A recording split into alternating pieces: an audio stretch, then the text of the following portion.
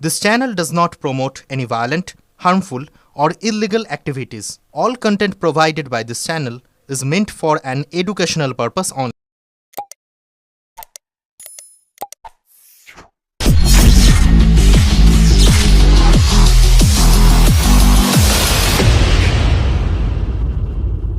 অবশেষে গ্রেপ্তার তারকেশ্বর পৌরসভার প্রাক্তন চেয়ারম্যান উত্তম কুন্ডু। বর্তমানে ধৃতব্রত তৃণমূলের আরামবাগ সাংগঠনিক জেলা সভাপতি তিনি।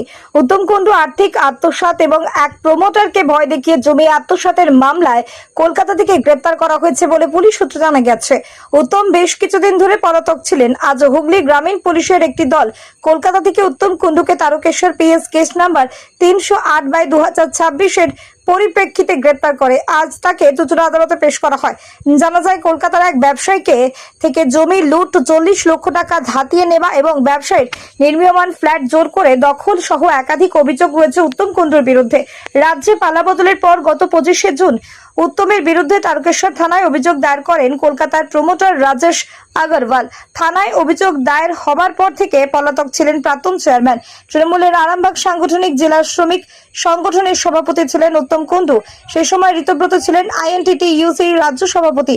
উত্তমের সঙ্গে ঋতব্রত বন্দ্যোপাধ্যায়ের ভালো সম্পর্ক তৈরি হয় তখন থেকে। তৃণমূল ভাঙতেই উত্তমকে আরামবাগ সাংগঠনিক জেলা সভাপতি করেন বিরোধী দলনেতা ঋতব্রত। ব্যুরো রিপোর্ট, আমার কলকাতা নিউজ।